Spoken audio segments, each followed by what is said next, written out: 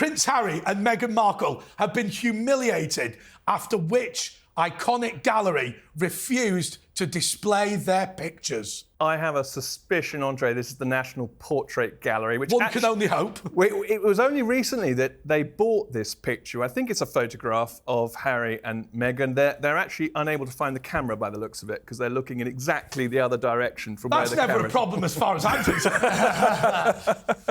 But what I think the Portrait Gallery have said is that this picture is going to step back from frontline duties at the National Portrait Gallery and is going to go into storage. Why have they gone from being so popular to being so unpopular? I mean, you know, they've tried to make their case for their own point of view, but nobody seems to have bought it. Well, because Harry and Meghan have never done anything wrong in their entire lives. I mean, every single thing that they have put out, it has always been somebody else's fault. And, of course, it's very hard for a nation to get around somebody who is crying crocodile tears from a life of privilege, you know. Yeah. I mean, Meghan was always a princess. She was a Californian princess from birth, and people can see that about her. And I think people are really just tired of the shenanigans. If you'd have had a fight with your brother and it ended up with shards of dog bowl in your buttocks, would you have written that in a book and told people about it? Well, never mind that. I'm more concerned about the fact that he had to put lip balm on his todger, which reminded him of his mother. Can you imagine putting that down into written words? I have to say, Rafe, I was quite surprised by that book, and I've said this before today, because his knob featured quite regularly. I mean, most people who write an autobiography, or rather get a ghostwriter to write an autobiography for them, don't just go on about their penis in every chapter. Well, I mean, there's many things that Freud could say about Prince Harry, I think. But, of course, that made him into a global laughingstock. You know, there's nothing worse for Harry and Meghan, particularly Meghan, than to be made fun of. And, you know, from South Park to every major American chat show programme, they were basically the butt of all jokes, and they haven't recovered from that, and that's why they're still down in the doldrums. I have to agree, and I do think the book's the greatest advertisement for not going to therapy. Like, I have to admit, it is, like you said, it is a very strange book, what seems to be the focus of a lot of it. And again, I think you're bang on. I think the damage that they've done to themselves, entirely voluntary. This was all of their own making. They keep thinking that they were pushed out, they were done. They chose to leave. This is the consequence. Well, I slightly disagree with that, because I think that we have a weird thing in our country where we pretend people are really important when they're not. So all these courtiers are bowing and scraping to members of the royal family, but basically there are about 3 of them they actually give a toss about. I think that she believed that she was going to run the show, and when she discovered that the quote-unquote servants were not quite as docile or malleable as she hoped they'd be, I think that's when it kicked off. I think you bang on there, because look at when they have gone into the private life, which seems to be more public than they were in the royal family. They look at the stuff they've rattled through in such a short amount of time is absolutely staggering. I mean, I'll be honest with you. Most people break wind more often than she breaks her, less often than she breaks her silence. Oh God! I mean, she breaks her silence every week. I mean, and to extend the metaphor, she was trapped in the royal family for less time than I've had trapped wind. Oh. I mean, but the thing is, I mean, when she said that she had a very close relationship with the Queen. Right, this was her grandmother-in-law, and she's a very busy person who is a head of state. How many times do most people see their grandmother-in-law? Right, if you're in a family for a year, I bet she'd only met her about 10 times. Oh, if that. Now, let's be real. Like, I don't think she was exactly getting invitations for tea every now and then. You know, I think. You know, Meghan never helped herself. Like you said, she barely knew the words to the national anthem, for Pete's sake. It's a rather ridiculous situation. And, you know, the institution of the royal family is a very unique one, and it has a unique role within our society. And Meghan just didn't care about that. And I think Harry never really explained that to her, because I don't think he understood it either. No, I mean, the problem is with Harry, it was often said, and I had friends of mine who knew him from Eton College, they said, look, he was a good bloke who wanted to do his duty, but he was thick as the wall. And that's just it. He's been manipulated hugely. Meghan has got everything she wanted to out of this relationship. She wanted essentially to have a means by which she could elevate her social standing. Now she can rub with A-listers, Serena Williams and Tyler Perry, everyone she wants to. In America, she's got that profile. For heaven's sake, she invited Oprah Winfrey and George Clooney to her wedding, despite having never met them in their life, because she knew this would be advantage. I have to say to you, and this has never been said publicly, I had a friend of mine who bumped into some of Harry's cousins, And he said, "Oh, are you going to the wedding?" "No, we've been bumped for a bunch of celebrities he's never even met, but we don't want to be undignified and mention it." So entire swathes of his actual family were thrown out in favour of George Clooney, who she'd never met. And we do miss the old Harry, don't we? Yes. Going back to that picture, you see him in this picture looking in the wrong direction, and you do think to yourself, he looks a bit sad.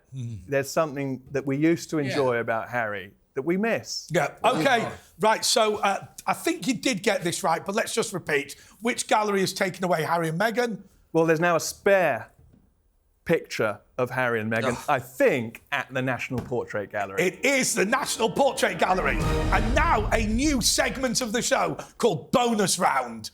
What did Keir Starmer demand that Hamas release back to the Israelis? Free the sausages. Sausages. That's quite right. Pete gets the bonus. Now, I want to say one thing. I went to Gaza recently. I've previously been to the Golan Heights. Right, I've been out with the Israeli Defence Force. I've met members of the Fatah faction in the West Bank. Now, those two sides argue about access to water. They argue about land. They argue about prisoners. They argue about territory. The one thing that they are both agreed is that sausages, which are made of pork, they don't want. But Keir Starmer has managed to list the only thing. There is almost nothing those two groups would not fight over, but pork sausages are one of them. What is he doing?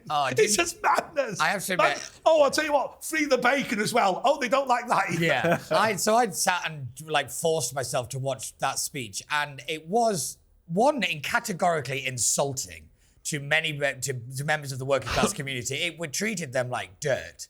It elevated him. Explain why. So basically, he keeps attacking populism as though it is some kind of bad thing. Yes. I hate populism means popular.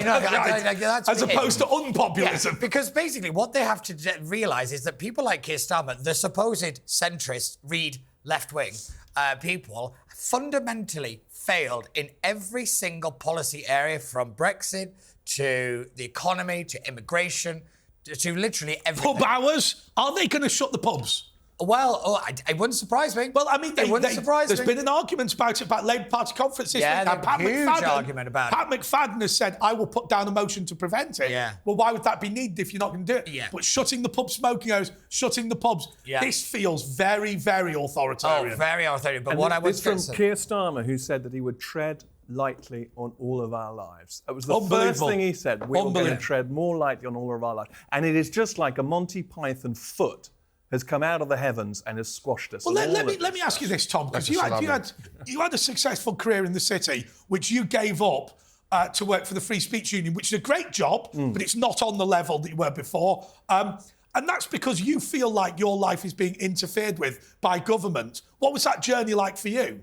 Well, once I decided that that's what I wanted to do, to follow the heart rather than, the heart rather than the checkbook, it was very easy. Once you make these decisions to do something that you believe in. Fundamentally, you've said, what is more important to me now is not the big city career, it's not the massive bonuses, it's to say that freedom is under attack and I need to defend it. Do you feel like it's worse now? Well, I think the curtain is being pulled back, and we're now seeing there really is a sort of Wizard of Oz character, or many characters who are pulling levers in different directions, and it's worse than we ever imagined. It seems to be getting worse. Yes. I mean, Matthew Syed, I think, in the Times this week wrote an article about wokeness getting worse than we can imagine. Yes. And interestingly, some people have been saying, "Oh, it's all behind us. It's all behind us." He says that as this next generation. Rafe, just very quickly on Keir Starmer. He is not pretending, is he? He wants to shut the pubs. He wants to ban smoking. He wants to force people to be weighed at work. All of these things which are invasions of your privacy, your life, your liberty, he's well up for publicly admitting to. Well, just remember, this man is not a politician. He came very late to politics. He is a prosecutor. He's a Crown prosecutor. And the draconian nature of this government basically goes hand in glove with all of that. This is the most authoritarian government we have ever seen. And essentially, the revolution that Blair ushered in has now come of age under Keir Starmer. And we need to understand how significant this is. And the great skill of the left has been in its ability to grasp the levers of powers and create fundamental change. Yeah. So as soon as it came into power, it immediately struck down the higher education free speech bill. You know, the Tories were in power for 14 years. Did they get rid of the Human Rights Act, the Equalities Act? They were completely blind about the structural infrastructure change of government. The great thing about the Blair Revolution, or terrible thing from my perspective, is this stakeholder society. The quangos, the consultations, which mean whichever way you vote, it will make absolutely no difference. But anyway, can I just finish my original point? Is that because they've failed on every single area, they have to attack the kind of more what they've called this populist uprising, because it's easier to do that than admit that they are in the minority. Let's not forget that Keir Starmer only really got 20% of the vote, you know, and we've seen a steady decline of the so-called centre as people have shifted to either the far left or the kind of centre-right, what they now term far-right. And because of that, they have to go on the defensive and attack, rather than actually look at themselves and think, well, why weren't people coming with us? Why Keir Starmer should ask, why didn't I get more of the vote? OK, congratulations, Pete. You got the bonus point for sausages. Almost always true, that one. But OK. Wow. Rafe, David Lammy has been accused of wasting taxpayers' money on what outside the Foreign Office? Oh, outside the Foreign Office, yes. Well, yes, he's been roasted for flying not one, but two bisexual flags to celebrate Bisexual Awareness Is that Week. because the bisexuals couldn't decide which one to do? You might think they're binary, yes, but I wasn't even aware there was already time for, Bisexual Awareness Week. I haven't got the decorations for it yet or anything like this. Jam-packed Well, calendar. how will you be celebrating Bisexual Awareness Week? That's between me and both of my compatriots. We'll talk to you later. You should see what I'm wearing beneath this desk. I'll tell you what we'll do. I'll tell you what we'll do. We will, as a prize this week, we'll give you a £15 Pornhub voucher. So you can buy something sexual if you wish. And that's not true. Can you imagine I expense that? Well, let's just be serious for a second. David Lammy is our top diplomat. Just how terrifying of a sentence is that? He's an idiot, isn't he? He is a categorical moron, and it's a very well-known secret around Westminster that he is a categorical moron. You know, like this guy is woefully unqualified, and he lacks the nuance and dignity and skill that's needed for that job. Just one second. The flying of the bisexual flag, whilst advocating for the recognition of the state of Palestine, and a nation, a territory at the moment that throws LGBT people off the top of roofs, is quite a bit of athleticism of the mental capacity. What I find really worrying, Rafe, is this. David Lammy has taken some really robust positions, particularly, Trump and Palestine spring to mind. Some of the biggest relationships and some of the biggest issues the United Kingdom will face, he is so compromised that even if he wasn't an idiot, and he is, he still wouldn't be able to do the job. He's annoyed everyone. I think he's lost all legitimacy. I don't think we can count on the support of any of the traditional allies in the Middle East. You can just see that the strain that there is with Netanyahu, for example. And, this is a man who we would hope would have risen to the occasion now that he has an international platform on which to promote himself. And instead, what do we see him? We see him in his black trainers telling us you have to dress the best for Britain. Well, apparently not when it applies to your shoe wear. By the way, just a matter of interest, on Mastermind, I'll ask you this, Tom. Oh, yes. On Mastermind, David Lammy came on and was asked the following question. Yes. Which Marie was the woman who invented medical isotopes which can cure cancer? He answered, Marie Antoinette. Do you know the correct answer? Is it Marie Curie? Of course it is. It's not Marie Antoinette. I thought you were going to ask me the one about Henry VI and Henry VIII. I thought it might have been that. That is brilliant. Who was the son of Henry VIII? Henry VII. This is just amazing. The comments that he's made about Donald Trump, Keir Starmer will have no choice but to drop him if Trump wins. Oh, it would be a disaster. It would be a category. You'd have to probably, Pete, I'd have thought, not allow him to go to America and send the deputy instead? You'd have to, which would actually, I think, insult the Americans and particularly the Trump White House even more than not sending the top guy. Why he was picked for Foreign Secretary, I don't know. Just give him DCMS or something. I really hope he stays, though, because we have such a dire, bleak 5 years ahead with Labour. We need some comic relief. And a court jester like Lammy will at least keep us sane to some degree. I think there's an obvious job for our friend Mr. Lammy. I think what we need to do with him is make him ambassador to Palestine. Yeah. He loves that place. He really loves that place. No, I think we should just make him ambassador to Israel, just as like, you know, like if the Tories or whoever get back into power, just as the ultimate troll is saying, I mean, like, to be fair, Israel takes no notice of our government. That's true, anyway, yeah. so who cares? Yeah, I mean, he's been in charge, oversaw some of the biggest, what Netanyahu called it, a compromise. Like, you know, he's like, I mean, that's just amazing. For a major world ally to come out and say that the UK government has undermined them. Like, within 100 days is amazing in a way. I tell you what we're going to do. Let's send David Lammy and Liz Truss to open up new pork markets in Israel. Right, following on from the Free the Sausage, we now know that these people are interested in British pork sausage production. Keir Starmer's told us, let's get over there. Come on, Lammy. Come on, Truss. OK, Rafe, I think you have got this already, but what has David Lammy been criticised for doing this week? Been criticised for flying the diversity flag for bisexuals for their awareness week. He has flown the bisexual flag. That's absolutely right. That was The Woke That Was. Continues after the break. That was The Woke That Was with Andre Walker. OK, Pete. Angela Rayner has been criticised for spending 68 grand on what? This is ridiculous. This is a personal photographer. Yes. Who has come up with brilliant photos of Rayner with straw and Rayner walking past activists and things like that. It is just kind of candid Did shots. you see when she was in Downing Street and she was wearing that green thing, which looked like, you know, one of those inflatable sumo suits She looked like that now deflated. I can't think who it was, but somebody on Twitter said she looked like the green triangle one from Quality Street. Yeah. Oh, But no, like, so It wasn't a dress, or it wasn't a suit, it was a bibberwhack. Yeah, that she just throwing over herself. just, like, I suppose to add a little bit about it. This is a guy called Simon Walker, who was Rishi Sunak's personal photographer, but he was the Prime Minister.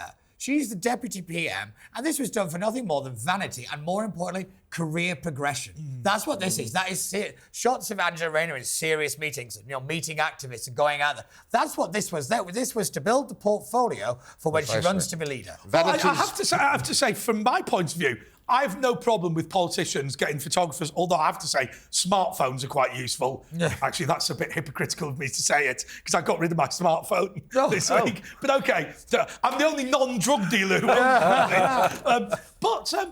But that should be a personal expense or a political party expense, not something the taxpayers Absolutely. should have. I mean, you were in a suit today, you would have bought that yourself, not talk. It's absolutely crazy. And I think that they're arguing that this is within the rules somehow.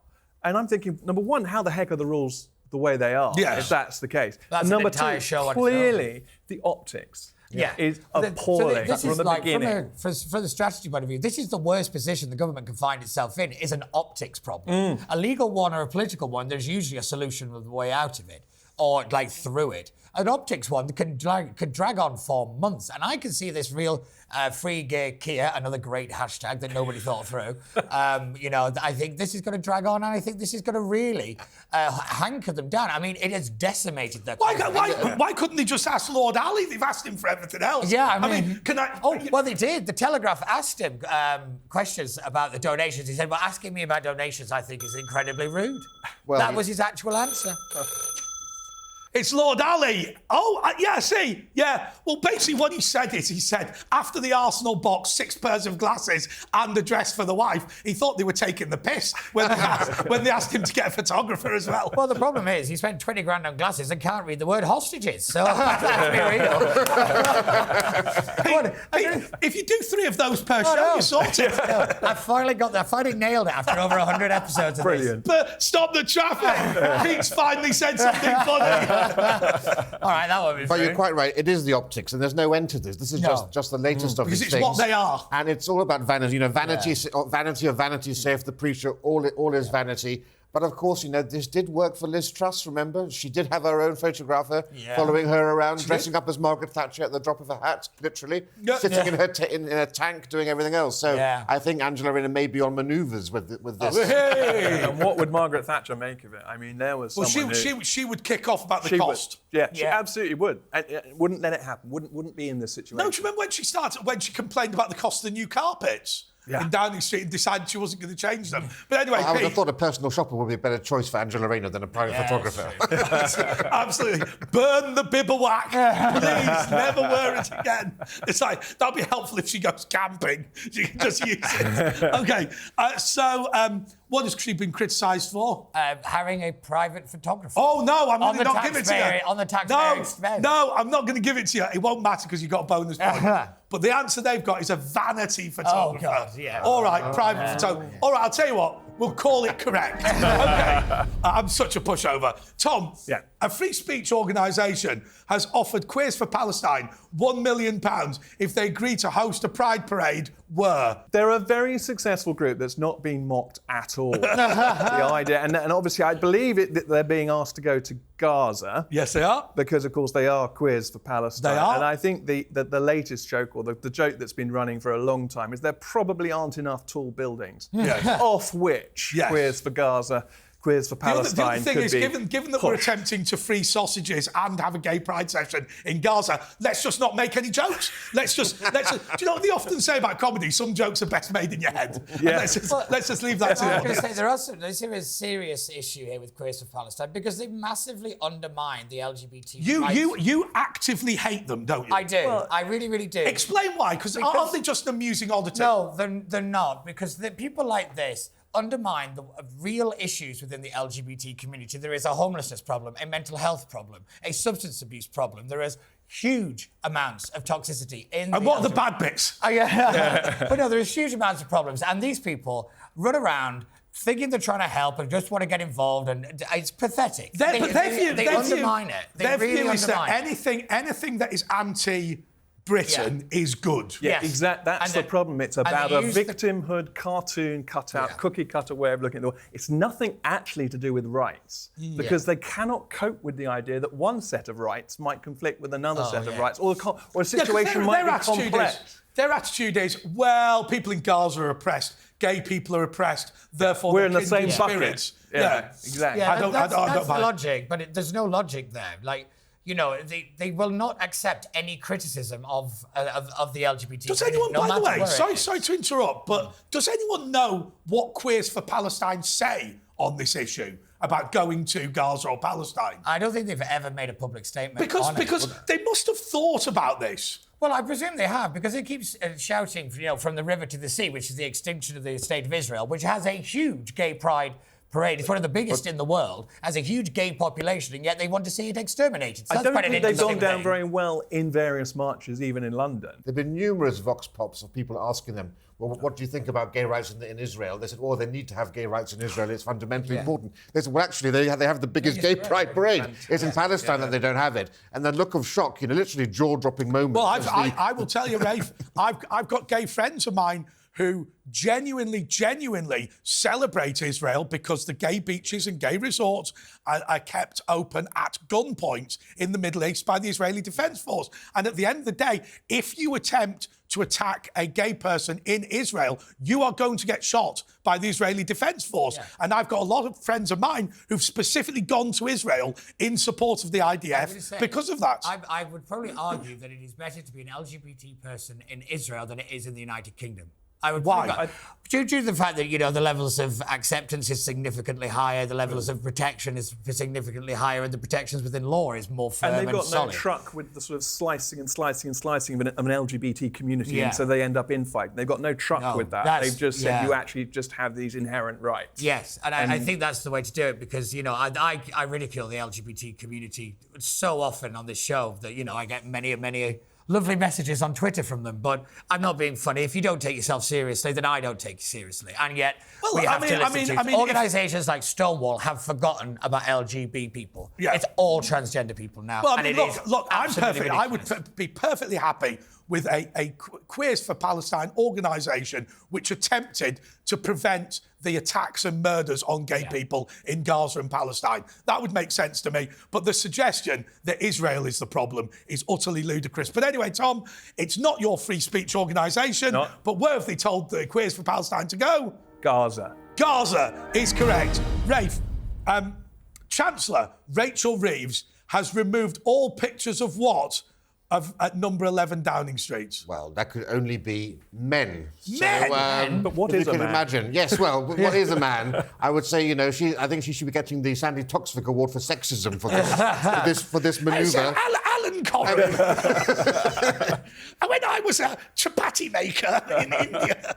But yeah, I mean, if you think about it, you know, this is clearly being done. They're going to remove all those pictures and have only pictures of women or painted by women in the stateroom at number 11 Downing Street. And it's quite clearly because I think Labour is so humiliated and embarrassed that those bigoted Tories have got 3 women prime ministers and an ethnic prime minister too. They want to big up as much as they can that they've got the only female Chancellor of the Exchequer. I always thought the Tories should have just snuck a woman Chancellor in there just at the end, just to really troll So them. the only prime ministers hanging are Tories. Yeah, By virtue of the fact they're the only women. Well, and their former Chancellor of the Exchequer currently hanging in there. But maybe there's going to be a home now for Margaret Thatcher's portrait, which has been banned from number 10 by Keir Starmer. They are. Dream on, I suspect. I mean, I have to say, as a historian, you must get furious about this idea of let's remove this, let's remove that, let's pretend this does. You know, if I was the Prime Minister and there was a portrait of Tony Blair, it would never cross my mind to remove it. Now, I might give a Prime Minister I preferred bigger prominence, but, I mean, look, at the end of the day, I would put Margaret Thatcher ahead of Rishi Sunak, so that's not party political. Isn't this just pathetic? But this is just a wider war on our culture and our history, trying to refashion everything, trying to erase the parts that people don't like, that they're uncomfortable with. You know, history is a full picture. We need to understand exactly what happened in the past. We can't just cherry pick and I've got paint a fake image about what happened. I've got a theory on a lot of this. I think that there is a racist project to pretend that slavery no longer exists in the world because white people are no longer involved. I think there is a large body of people who cannot accept the slave markets of Addis Ababa, cannot accept what the Islamic State will not accept any form, will not accept that slavery exists unless a white person is involved. But Andre, you're quite right there, because this was never about slavery in the first place. No. Because if it was about slavery, you're quite right. All those people calling for statues of Rhodes and others to be toppled would be outside the Nigerian High Commission, outside the Sudan and Cameroonian embassies. You know, 7 in every 1,000 Africans today is a slave. That's Wow. 10 million people. Pakistan is the global centre of slavery. Yet Sadiq Khan's always telling us he's the son of a Pakistani bus driver. Not once has he mentioned slavery when he went on an official visit to Pakistan, but he wants to have a slavery museum here in London. Your description is useful idiot. It's an attack on Britishness, it's an attack on the West. That's what it is. That's a remarkable thought, actually. It never crossed my mind. Sadiq Khan went to a country that practices slavery and did not make any criticism whatsoever of it, and yet he's asking me to apologise. I mean, my family were in frigging Greece and Ireland at the time, right? But he wants me to apologise for slavery and pay reparations. Yeah, of course, but I do think there's another element to this story for Rachel Reeves, and I think that's Dead Cat. Let's be honest, her nickname now is either Rachel Thieves or the Granny Killer. You know, this is an entire PR switcheroo to get sorry, about killing Granny. Somebody's made a point to me that in probably January or February, we will get the excess deaths from the winter period figures through. Yeah. What happens to this woman if that figure has gone from 30,000 deaths, which is what we normally expect over the winter, to 35,000? Oh, Keir Starmer dumps her quicker than anything he's Because ever I done. can't see you surviving that. No, you can't. Let's be real. If that goes up just by 1, her political career is over. Right. She will never be a politician again. She'll probably lose a seat to the next general election. The reason I say 35,000 is because they predicted it would kill 4,000 people. If what happens is you take the standard 30,000 deaths, add the 4,000 they predicted, and the figure actually comes out at 34,000, then we will be able to legitimately say, you knew you were going to kill 4,000 people, and that is what's happened. I don't think you need 4,000. I think you need just 1. Yeah. I think you need just 1. My theory is that the stats themselves often are not being published now. The stats that really now, they're not going to fail to publish excess deaths because that is a core stat. I was going to say. But there are a lot of stats that are just not being published because they're too politically sensitive. I think what they might do, this is an old trick, it's a data dump. They'll drop all the stats at once to bury it and hope that it kind of gets shuffled out of some Or more. you put a little bit of pressure here and say, well, you might measure it a bit differently in that way, or you might measure it a bit differently in that way. You might want to redefine it. Yeah, well, I suppose that's where we're going to have to rely on you, Tom, as the data director of the Free Speech. The trouble is, we know all these tricks sadly, and all the way that sadly, data is. It's more an art than a science. Like everything, when you're an expert, it's more an art than a science. Is open government fake then? Well, I think open government is subject to manipulation. Okay. Like everything. Open government is dependent who's the government. Okay, so Rafe, I think you said it was pictures of men that Rachel Reeves has banned. That is absolutely correct. That was The Woke That Was. Continues after the break. That was The Woke That Was with Andre Walker. Okay, Pete. Yes. British Rail has banned passengers from using what on board? I knew I'd end up with this question today. This is dating sites. Yes, I know. Yeah, okay. And it's on basically, trains. on trains. So do you know how they kind of limit your access to things like YouTube and like streaming services and things like that? They now have what they call friendly Wi-Fi, which is basically, it just limits your access to dating sites. Well, they're very vague on what they're classing as a dating site. In the press release, they just kept saying the phrase dating site, dating site, dating site. You know, actually in 2023, Northern Rail did say that not safe for work content was also not safe for train content was the line that they went with. And I mean, I must admit, when I'm on a train and I'm sitting there watching the Berkshire countryside go past, I never think to myself, I must access some hardcore pornography. Yeah, it is. Right? It never crosses my mind. Unless you're in the train tunnel of love or something. Stuck in there for a while. Somebody, I think the producers are suggesting Hugh Edwards might have a go at that. Yeah, it's certainly not the love train, is it? But I don't know really where I stand on this one. It's their Wi-Fi. They have the right to do with what they want. If you want to use it, then it's their rules. If you don't like it, don't use it. But are people actually hooking up on these trains? Well, you'd have to ask the them. Mile High Club is one thing, but not the Doncaster to Crewe Club. Oh, God. You're not getting one of those The Doncaster to Crewe. Oh, God.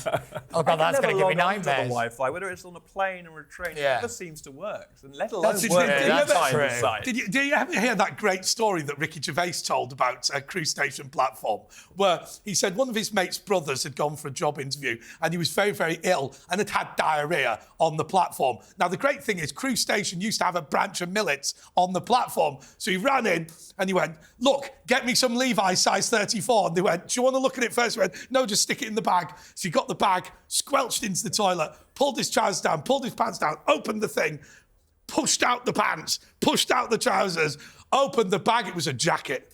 34 chest, Levi denim jacket. Now that is, I would suggest to you, a bit of a nightmare. And as he said, the only thing you can now do is fashion the bag into a big pair of underpants and just front it out. Yeah. Okay, anyway, Pete, what has British Rail banned? Dating sites. That's absolutely right. Okay, Tom, a Christian preacher has won 10,000 in damages after she was wrongly arrested for doing what twice? I think this is the famous preacher, Hatton Tash, who's a regular at Speaker's Corner, and she constantly gets harassed. She preaches the gospel, and she's worn a Charlie Hebdo T-shirt before, and she has a Quran that has holes in it, and surprise, surprise, because of that, she gets harassed by mobs. Well, I have to say, I went to Speaker's Corner and I was stunned. They're all Islamic fundamentalists. Yeah, almost every single person there is preaching radical Islamic terrorism. And she's even got stabbed before, so she's got it. It's been pretty ghastly for her. But she's got the courage of a lion. She goes in amongst these people and she speaks what she believes from the heart. But guess who gets arrested? Yeah, of course. She gets arrested. None of those. But we have tried desperately to bring Islamic blasphemy laws into British law and been quite successful at doing it, haven't we?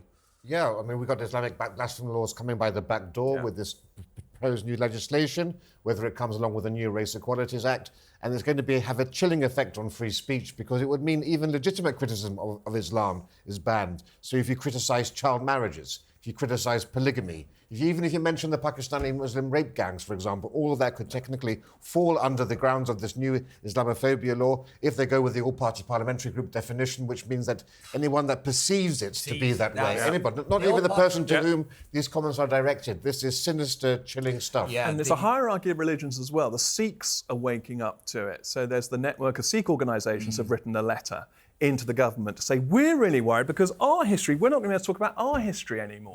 And various historical instances. And just to explain that the Sikhs are much more of a military tribe than they are a religion, and they exist in order to prevent Muslims from sacking India. They're a warrior race, and they existed because they had their heads tied to cannon by Muslims who would say, "Convert, or we're going to blow your head off." So they can't talk about it. And they're scared now. They won't be able to talk about their own history. I mean, actually, Sikhism is quite robust, isn't it? Because they're all required to carry a knife just in case a Muslim faction attempts to attack the community. They are pledged to stop them doing it, and it's because Islam, whatever you think of it, is inherently expansionist, and the Sikhs are there to stop it. Well, that's the great irony. You know, everyone on the left is opposed to imperialism. There's been no greater colonising imperial force than Islam, of course. I think that's bang on. Okay, well, I will say one thing. In my ear, that phone is just a prop, but in my ear, they're saying, keep it light, it's Saturday night. We're going a bit heavy. It's quite a meaty subject. Just to drag it back to the politics, I actually think that this new definition could be used to silence criticism of immigration and the small boats problem. I think that's what this is actually We're already about. having that language taken away from us. I mean, the number of speech codes that have come out where you don't say immigrant anymore. And also, it's not illegal immigration, it's irregular immigration. I mean, so our language is being taken and robbed. So that you are then a bad person if you use that kind of language to talk about the issue that needs to be talked about. Isn't it? That it's not that you're wrong, it's that you're a bad person. And I think that is exactly... You're deplorable. Yes, yeah. And, you know, I actually still think that was one of the best things about the Trump kind of campaign was taking deplorable and throwing it back at them. And I think we actually have to start doing that here. They hate ordinary people. Yeah, they do. Anyway, Tom, first of all, I just want to be very, very clear, just in case. This Christian preacher has been fully cleared of doing anything wrong, and she has been awarded £10,000 in damages. What was she doing that the police were so upset about? She was talking at Hyde Park Corner, at Speaker's Corner. That's absolutely right. She was speaking at Speaker's Corner. OK, Rafe, a Chinese zoo went viral this week when it was revealed that their pandas were actually what? Oh, right. Well, another great scandalous Chinese cover-up. You'd have thought they got the message from COVID, but they're still pulling the fur down over our eyes here, where they have, they've literally covered up, they've literally painted two chow chow dogs to look like pandas. They didn't even paint big dogs. And these two pandas were in a zoo, and people began to get suspicious when the pandas started barking. So, and now they're demanding their money back. I mean, was it a giveaway? If you look at these, who was more barking, the pandas or the people that attempted to pass them off as pandas? You just have to look at these creatures. I don't know whether you have video footage of them, but I mean, they're wagging their tails. You know, it's not something that pandas are prone to do. You know, even if you get away from the sort of Tammy Faye Baker and they were even breeding, which was the most surprising thing. Oh no, it was a ridiculous. I'll tell you what, dating a panda is like dating my great aunt Mildred. You're getting no action, absolutely no action whatsoever. And knickers are like Kilimanjaro, inaccessible to man. No. But anyway, OK. So what was it, Rafe? Painted dogs, you want to say? Panda dogs or pandogs. OK, that's absolutely right. OK, on to Pete. Yes. Sadiq Khan has unveiled a new sculpture on the 4th plinth of Trafalgar Square. What is it?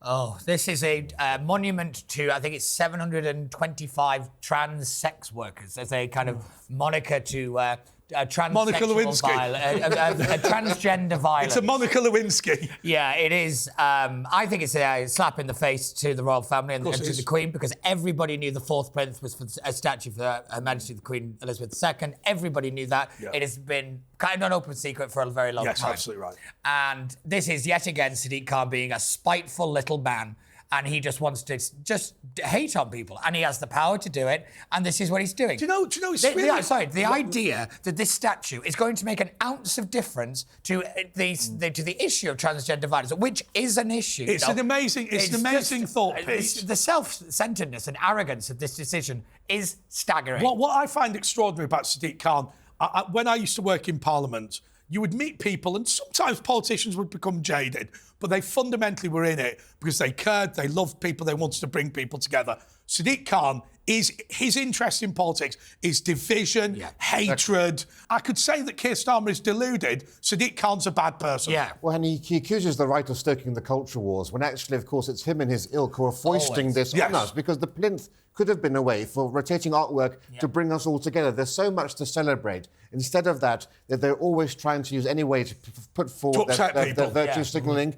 And this artist, actually, she's a mortician. Yes. All of her artwork focuses on death and decay and and it's the negativity that surrounds everything on the plinth now. Art should be about beauty. It should be about nourishing the soul, just putting a smile on the face. If you want to see that, you should pay and go to an exhibition. I mean, the rest of us are having our eyes assaulted daily. The point about beauty is really important. We've forgotten the importance of beauty in culture. Yeah. It's what makes us... Our jaw hits the floor when we walk into St Paul's Cathedral. Walk past St Paul's and look up and not think that says something about who we are, where we came from. What is remarkable about this is that it's both a slap in the face for royal family, as Pete said, but I think it's an attack on all of us because everybody knows that the British population would prefer to have the statue of Her Majesty the Queen on the fourth plinth rather than a bunch of sex workers. But that doesn't matter because the fourth plinth now is a permanent reminder that we don't own this country anymore. It is owned by a small clique who loathe us. Yeah. And that's the critical point. And they treat London like their own little train set. They're moving things around and they're pushing trains and they're changing signals in that direction. It's their toy. Now, instead of being this wonderful gem that they've inherited and that they have, they're curating for us. And I think also the other problem is because of the way that local government finance works, talking about that on a Saturday night, but because of the way it works, Sadiq Khan, it is worth him ethnically cleansing people out of London. It's worth him saying, let's get rid of all the taxpayers, let's leave them in Surrey and Berkshire and Hampshire and all the rest of these places, and let's make sure that everybody in London is an immigrant who I can give little trinkets to get re-elected. Yeah, 100%. But I also think this is yet again the left using the transgender community as a political weapon. Oh, without doubt. If you look at the Labour Party now, I think they must have had about 7 different positions on what a woman is, and they still haven't got a solid one. You might not like the Conservative one, but adult, human, female, they have stuck to from day one. And, you know, the Labour Party have bounced around. Sadiq Khan has gone down the whole transgender line. Keir Starmer has flip-flopped all over the place. It's insulting to them, and it annoys me no end when sensible members of the trans community who do these kind of shows don't say anything. And yet again, it is the LGBT community as a whole that is suffering because we're seeing a declining acceptance of gay marriage. We're seeing a decline in the acceptance of gay people in general. I think we're starting to see a real argument now for the separation of LGB from the transgender community. Well, the LGBT Alliance is a really important sort of grounds root organisation. I think they've got their 3rd conference coming up in a couple of weeks. And it has proved to be needed. A bit like the Free Speech Union, we were laughed at. What are you doing with the Free Speech Union in 2020? Now everyone's saying, thank goodness you exist. I think it's the same with the LGBT Alliance. Why are you doing this? Why are you spitting from the tea? What are you doing? And now they're being told by people who go along to those conferences, they're being told, thank God you exist. Right. Pete, back to you. What is it that's going on the fourth plinth? It's a memorial to transgender sex workers for transgender violence. I'll tell you what I'm going to do. I'm going to buy a barge pole and not touch Trafalgar Square with it. OK, that's absolutely right. That was The Woke That Was. Continues after the break. That was The Woke That Was with Andre Walker. The Church of England has been criticised for hiring new on double the salary earned by vicars. This must be a new position to get the gospel out more effectively. Try again. Their bread and butter must be surely to get the word of God out and the saving grace of... No, am I wrong on that? No. So it's not... it's not as ecclesiastic as you might expect. I think the shocking thing is this is exactly the opposite of it's getting the gospel of woke out. Yes. Is it a racial equality officer, I think it is, that they may have appointed, which is one of sort of a whole row of things they've done in apologising for the existence of the estate of the church. So what would you rather if you were religious? I don't know if you are, Rafe. What would you rather? Your parish had 2 vicars or a head of racial justice? Well, I think the vicars are just as woke as the racial. Yeah, actually, arguably, it might be double as bad to have 2 vicars. We used to call the Church of England the Tory party at prayer. It's now the Green party at prayer, or it's momentum at prayer. That's a really, really good point. But the laity is still more conservative. I mean, we're talking about all of these institutions have been completely captured, and it's that disparate gap between the ruling elites, of course, who have one set of values, and the rest of people. And look, and there are no more woke institutions in the world than the church and the universities, and yet they're the ones always tying themselves up, thinking that they're racist. I always find that interesting, always, the word captured, when we talk about, say, universities or the Church of England. I think the Church of England ran willingly towards it. But, the Church of England has seen a decline in membership, but it's decline in, congregations and stuff. So to kind of stay relevant, they kind of latched on to woke. I'll tell you what, every organisation, I've joined lots of membership organisations and re-energised them. It's kind of a bit of a hobby of mine. I joined the Society of Young Freemen and rebranded it and various things like that. What I've tended to find in all of these institutions is the first thing you need to do when you take over a body that's failing is alienate its existing people. That sounds crazy because you think, we've only got 10 members. Why have you upset 5 of them? Because actually, they're the people putting people off. And what happens is you get this body of people that are remaining who have managed to get rid of everyone. And what you say is, look, let's sack the bishops of the Church of England. Let's sack the vicars. Let's get rid of all these people. Let's start again. Yes, they will kick off, but then all the millions of people that they have pissed off will all start coming back. Yeah. And that, I think, is the solution. But I do wonder how they actually got into the church in the first place, because we've had... It's someone, honestly, it's someone to park your backside after you leave the military. That's maybe, the reality. But I mean, it's 50 years ago since it was... I can't remember what I was going to say, actually. Since it's been a success.